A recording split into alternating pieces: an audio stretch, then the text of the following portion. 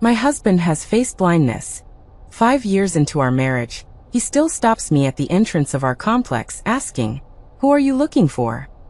When I bring him food, he mistakes me for someone else's wife, waving awkwardly. I specially put a mole on my face so he would remember me, but he didn't notice. The most despairing time was when I was hit by a car at the entrance of the complex, my face covered in blood. He rushed over after receiving the call, but searched for a long time among the crowd of onlookers, finally asking a passerby, "Excuse me, is my wife the one who's injured?" His brother comforted me. "Vivian, don't blame Miles, he was born with this condition. He has you in his heart." I almost believed it. Until that day, his high school sweetheart Fiona moved into our complex. I saw with my own eyes that Fiona, wearing a mask and sunglasses, merely waved from 100 meters away, and Miles immediately recognized her, welcoming her with a beaming smile, skillfully taking the things from her hands. Fiona took off her sunglasses and playfully poked his chest with her finger. "You silly thing, you could recognize me even when I'm covered up like this. Did you install a radar on me?" Miles smiled innocently. "I'd recognize your silhouette even if you turned to ashes." That night, I cried and asked him why he could recognize Fiona, but he said impatiently, "Aren't I face blind? I mistook her, okay." I completely lost hope. The next day, I took all the savings at home and walked into the best plastic surgery hospital in the city. I said to the doctor, "Doctor, make me look like her, exactly the same." In the plastic surgery hospital, I pushed Fiona's photo in front of the doctor. The doctor adjusted his glasses, looked at me calmly, his eyes filled with inquiry. "Ms. Vivian, plastic surgery is irreversible. Living with someone else's face, you might lose yourself." Lose myself? I already have no self. In Miles's eyes, I'm not even a complete and independent person, just a blurry shadow that can be mistaken at any time. I'm sure. I looked at the doctor, my tone unwavering. "I just want this face, I can pay any amount." The doctor was silent for a moment, then nodded. "My assistant will explain the surgical risks and costs to you. Think it over carefully, you can contact me at any time."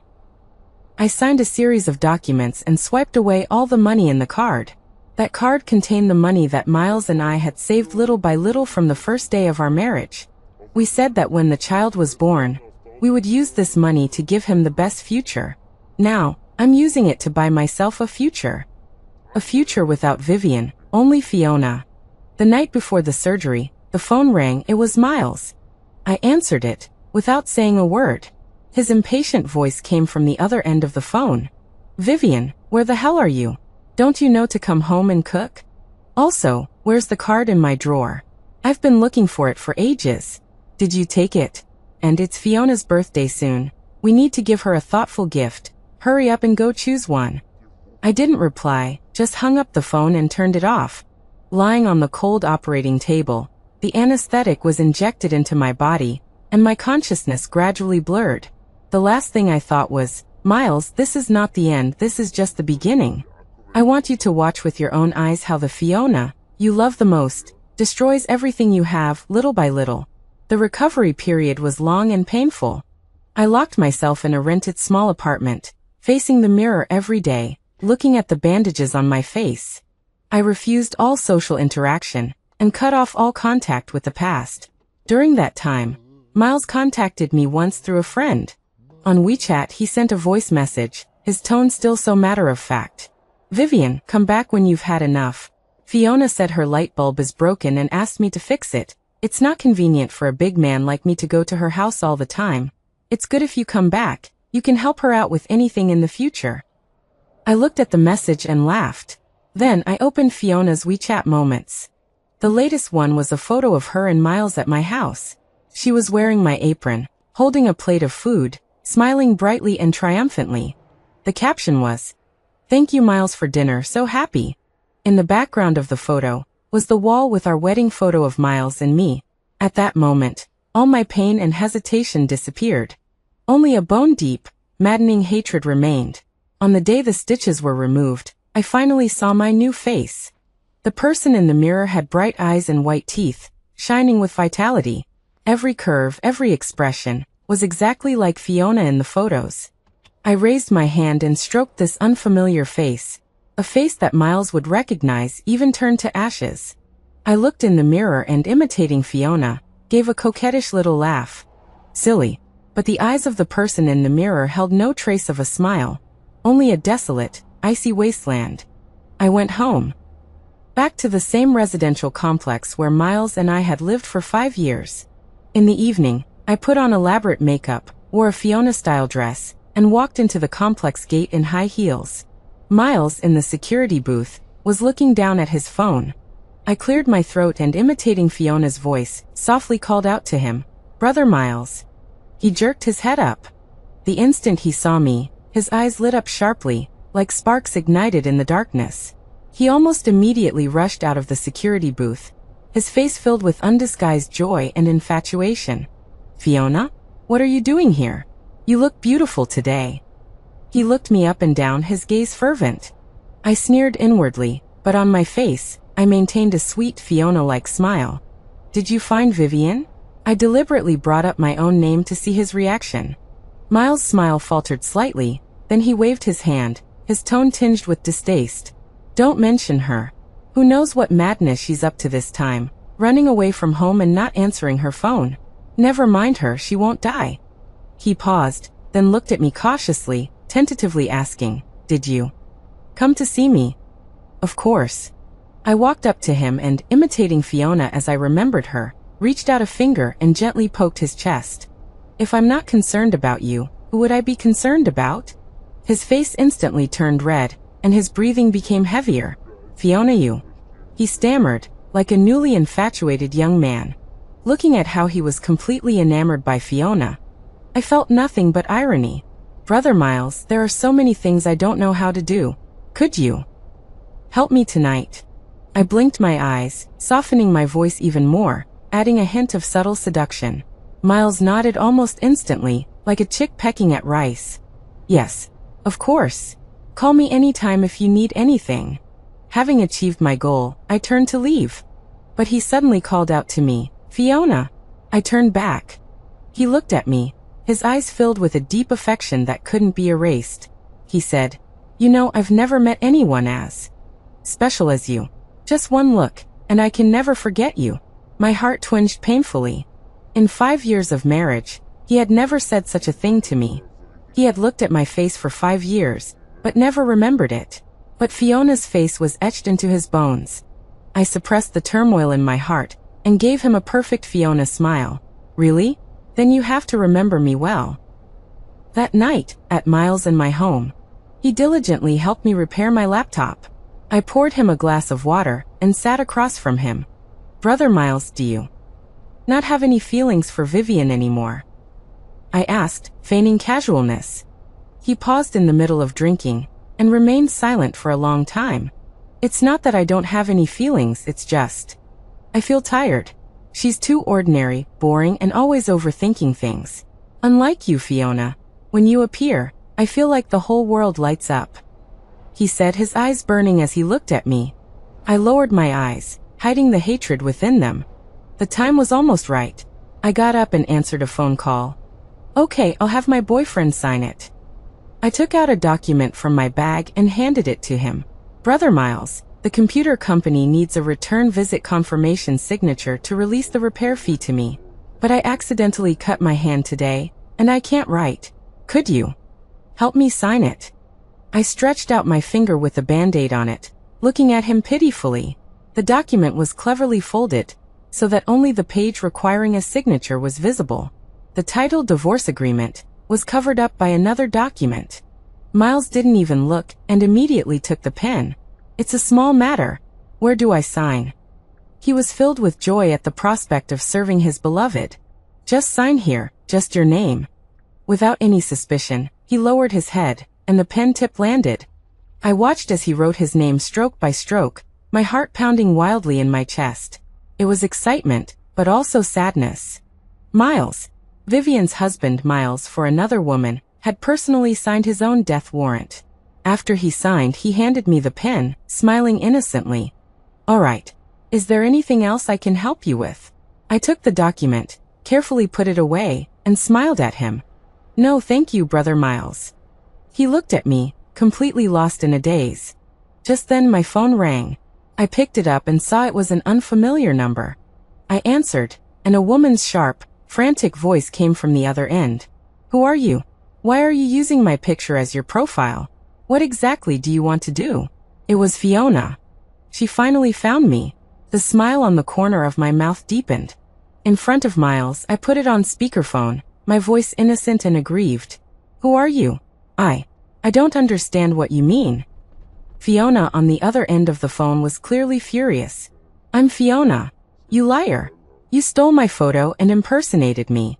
I'm telling you, I've already called the police. When Miles heard the name Fiona, his face changed instantly. He looked at me with confusion, then looked at the phone. I showed a panic-stricken expression at just the right moment, tears welling up in my eyes. Brother Miles, I don't know what's going on. I am Fiona. I grabbed his arm, my body trembling slightly. Who is she? Why is she slandering me? Miles was confused by the two of us. He yelled into the phone. Who the hell are you? Don't talk nonsense here. Fiona is right here beside me.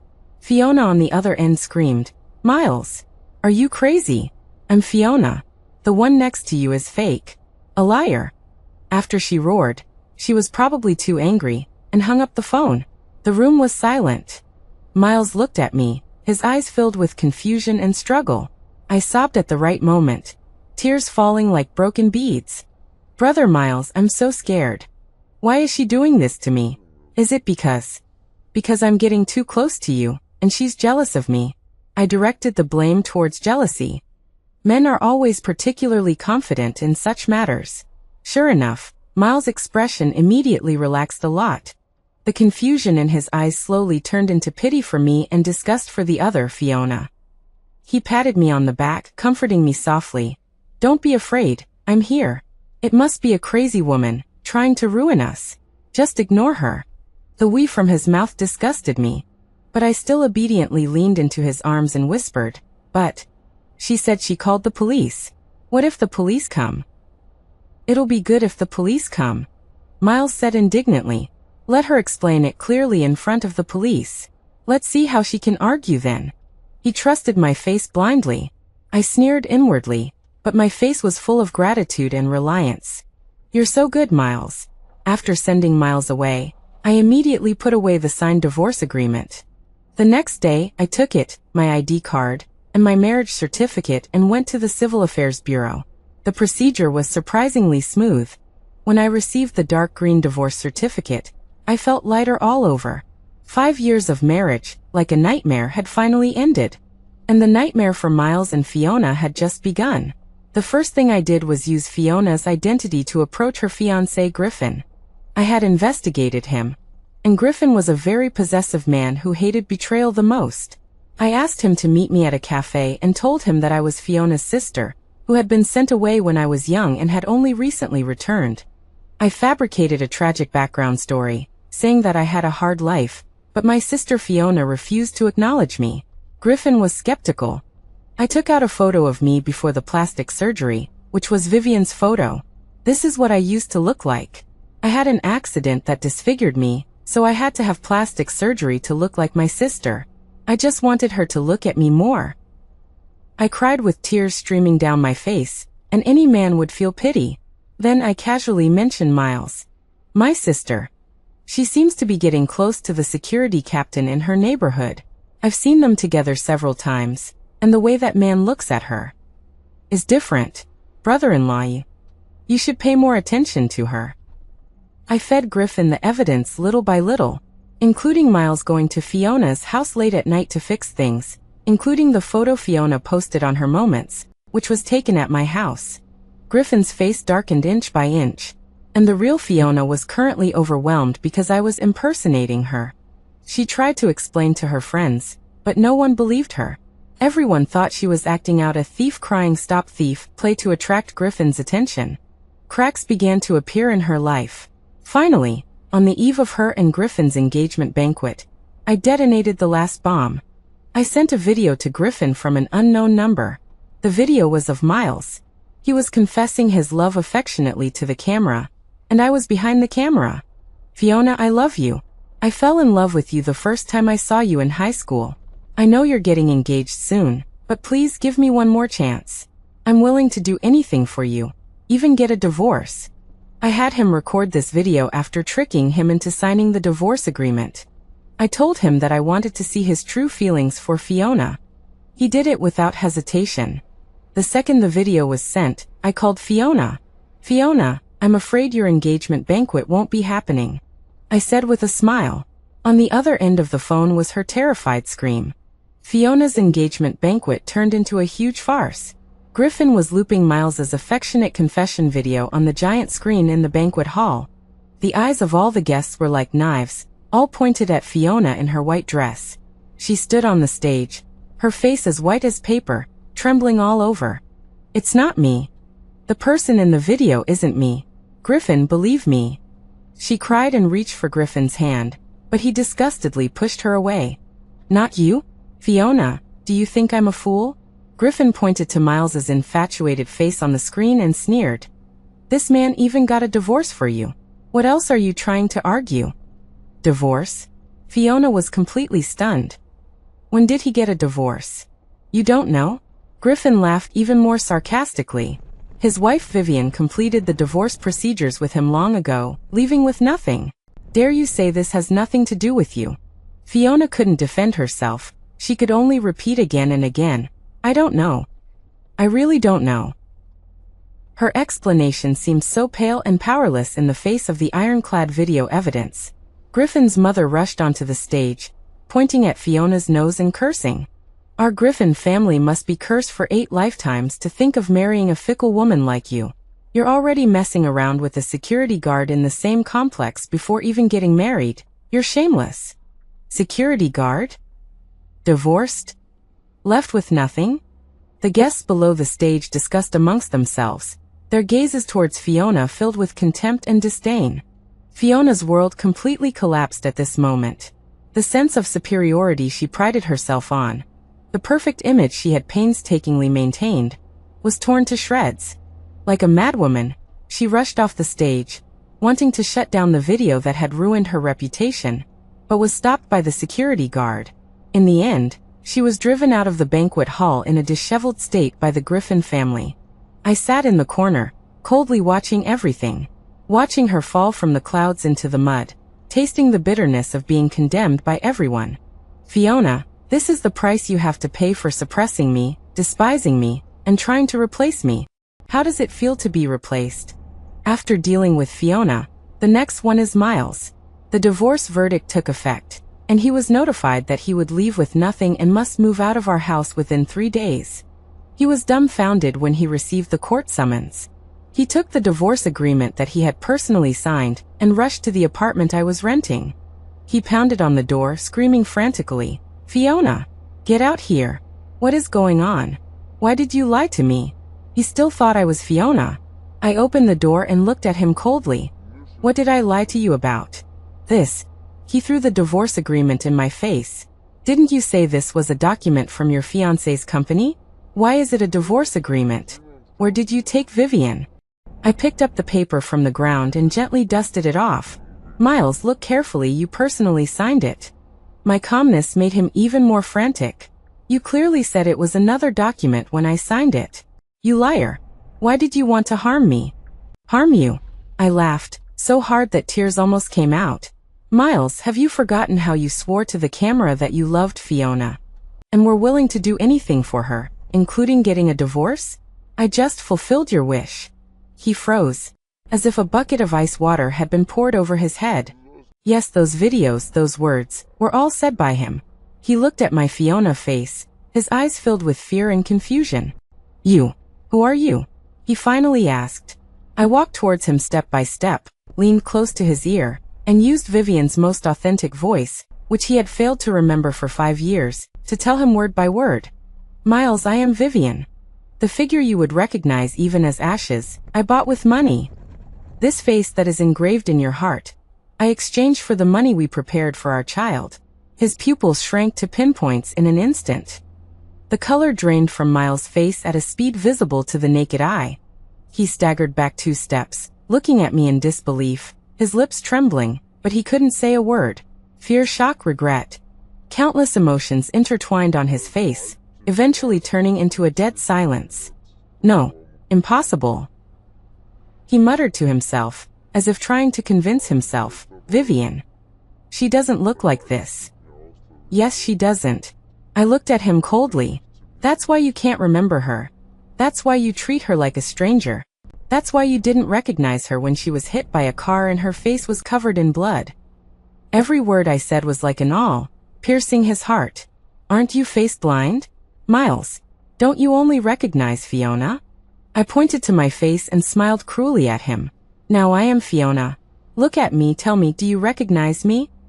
He stared intently at my face, his eyes filled with extreme pain and struggle. This face he had been obsessed with for so long had now become the most terrible curse. He wanted to find traces of Vivian on this face, but he couldn't find anything. Every detail of this face was mocking his stupidity and blindness. Vivian. He finally broke down, reaching out to grab me. I'm sorry. Vivian, I was wrong. I took a step back, avoiding his touch. Don't touch me, I feel dirty.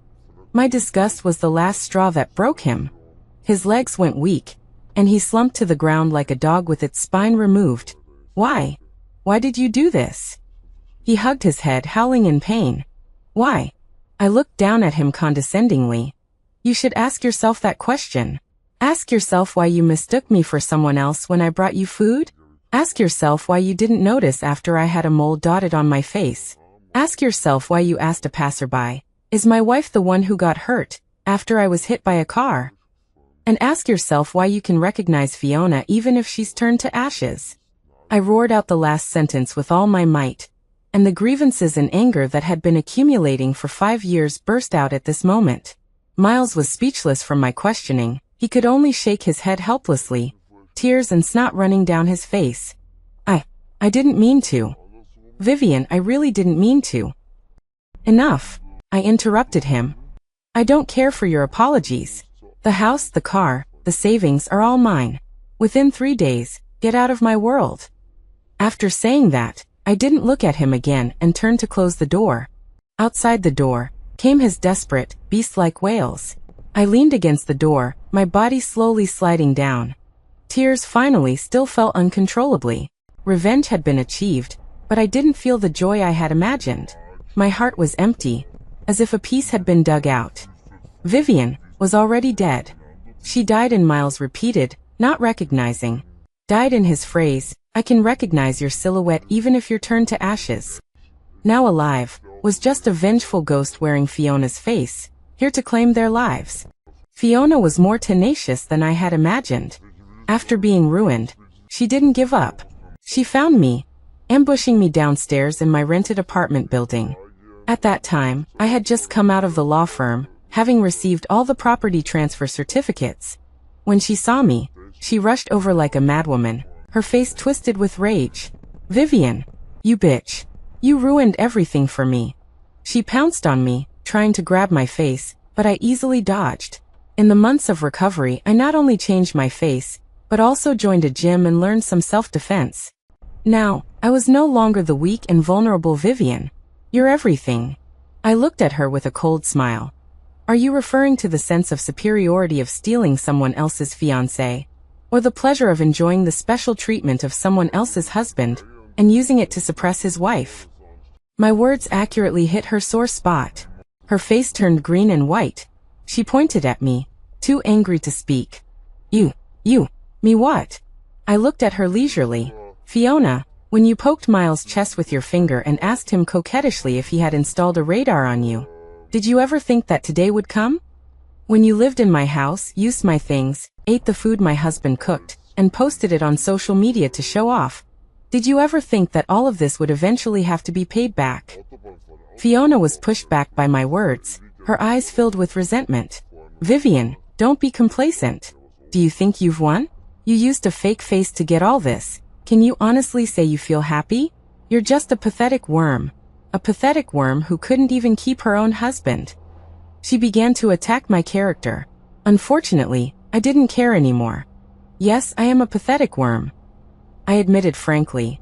But now you're not even as good as a pathetic worm. You lost your fiancé, you lost your reputation. You lost everything you were so proud of. And I have money, a house and freedom. Tell me, which of us is more pathetic? Fiona was completely enraged. She pounced on me again like a crazed lioness. This time, I didn't dodge. Just before she was about to touch me, a figure rushed out from the side and pushed her to the ground with a thud. It was Miles. He didn't know when he had come, like a ghost. His eyes were bloodshot red as he stood protectively in front of me, roaring at Fiona who had fallen to the ground. Don't you touch her. Don't you hurt her. Fiona fell to the ground, stunned by Miles's protectiveness of me. Then she erupted into maniacal laughter. Ha ha ha ha. Miles, look closely. Who is she? She's that ordinary wife of yours that you can never remember. She pointed at me, screaming at Miles. Miles's body froze. He turned his head, looking at my face that belonged to Fiona, his eyes filled with struggle and confusion. His brain seemed unable to process this enormous information shock. He looked at me, then at Fiona on the ground, muttering to himself, Vivian. Fiona. Who is Vivian? Who is Fiona? Looking at him like that, I felt nothing, but Fiona's laughter grew more and more shrill. Miles, you blind fool. Look at yourself, how pathetic. You abandoned your wife, abandoned everything for a fake Fiona. Now you can't even tell who's who. You deserve it. You're a complete joke. Her curses struck Miles's confused nerves like a heavy hammer. He suddenly clutched his head and screamed in agony. The sound was so shrill it didn't sound human. He had gone mad. Miles's mind completely collapsed. His face blindness, under the immense mental stimulus, had evolved into severe cognitive impairment. He no longer just couldn't remember faces. He began to lose track of reality and illusion. He was sent to a mental hospital. I visited him once through thick glass. He was wearing a blue and white striped hospital gown, curled up in a corner, his eyes vacant. Seeing me, he suddenly rushed to the glass, pounding on it frantically, his face filled with ecstatic joy. Vivian. It's Vivian. You finally come to see me. He called out Vivian to my face, which was Fiona's. Then a nurse walked past him, and he immediately turned his head, shouting at the completely unfamiliar nurse. Vivian. Don't go. I was wrong. Please forgive me. He mistook everyone for Vivian. Every woman who passed before his eyes would be mistaken for me, and he would chase after them, repenting and begging for forgiveness again and again. He lived in the endless cycle of repentance and illusion that he himself had created. The doctor said that this was probably how he would be for the rest of his life. Looking at the crazy man behind the glass, my heart was calm. Perhaps this was the best punishment for him, to let him live forever in the pain of searching for Vivian, but never finding her. To let him forever shout that name, which he once disdained, at unfamiliar faces. As for Fiona, having lost Griffin, her golden goose, and burdened with a bad reputation, her life took a nosedive. She was too used to superiority and couldn't stand the whispers and pointed fingers from former colleagues and friends. She changed jobs, but because she was unrealistic and demanding, she ran into walls everywhere. To maintain her former glamorous life, she started thinking of other ways. I heard from a former neighbor that she seemed to have gotten involved with a wealthy old man who was 30 years older than her. The old man had a family and only treated her as a plaything. What she once despised the most were women who relied on men. Now, she herself had become such a person. How ironic. I sold the house that held too many painful memories, and used the money to get reconstructive surgery. I didn't want to live with someone else's face anymore. Whether it was Fiona or the humble Vivian, they should both disappear completely. The surgery was successful. When I saw my own original, ordinary face in the mirror again, I felt incredibly at peace. This face may not be beautiful, but it was my own. I used the remaining money to open a small supermarket in another city. Counting inventory every day, welcoming customers, the days passed simply and fulfilling. I stopped thinking about those people and things from the past, as if it was just a nightmare that had nothing to do with me. I thought my life would continue peacefully like this. Until that day, the supermarket door was pushed open, and the wind chimes made a crisp sound. I looked up and said, "Welcome." Then I froze. Standing at the door was Griffin. He was much thinner and more haggard, but his eyes were unusually bright. He looked straight at me and walked towards me step by step. "I've been looking for you for a long time," he said. I looked at the griffin in front of me, filled with apprehension. "I don't know you," I said coldly. He seemed to not hear me, looking around my small supermarket. "You keep this place quite clean." His gaze finally landed on my face, with a complex emotion that I couldn't understand. "You and her look nothing alike." He was talking about Fiona. I frowned. "Sir, if you're not buying anything, please leave." I didn't want to have any further connection with the past. Griffin took out a photo from his pocket and placed it on the checkout counter. In the photo was me before the plastic surgery, that is Vivian. It was the photo of the twin sister that I had shown him to deceive him. My heart sank. "You found me." He nodded, not denying it. "From the beginning of your so-called twin sister story, I felt something was wrong. Fiona doesn't have a sister, I know that better than anyone." He paused and continued. "Later, I had someone investigate, and I found Miles' divorce case, the name Vivian, and also a huge spending record in the city's largest plastic surgery hospital." He looked at me, his gaze intense. "Vivian, your plan was perfect, almost flawless. You deceived Miles, deceived Fiona, and almost deceived me." I clenched my fist and looked at him coldly. "So what? Are you here today to avenge Fiona?" He shook his head, a bitter smile on his face. "Avenge? Why would I avenge the woman who deceived me?" He put away the photo, his voice tinged with weariness. "I'm just curious. Curious about what kind of person a woman who can set up such a grand scheme is really like." His answer surprised me. I was silent, not saying anything. "Fiona and I are completely over." He looked at me, his eyes very serious. "That scene at her engagement party made me see a lot of things clearly. I must have been blind before." He laughed self-deprecatingly. "Vivian, I didn't come here today with any malice. I just wanted to say thank you." "Thank me?" I was even more puzzled. "Yes, thank you," he said. "Thank you for letting me see Fiona's true colors, and thank you for letting me withdraw from a wrong relationship in time." After he finished speaking, he looked at me deeply, then turned and left my supermarket. I looked at his back, and I couldn't recover for a long time. In this world, there really are people who can see the truth and not just blame the victim. After that day, Griffin didn't bother me anymore. My life returned to peace. Occasionally, I would think of Miles, remembering him being locked in a mental hospital, calling Vivian to every woman. There was no hatred in my heart, only a void. He and I finally reached this point. And I, in the most extreme way, completed my rebirth. A year later, my little supermarket business was booming, and I even hired 2 shop assistants. Life was getting back on track, and I even started to consider whether I could begin a new relationship.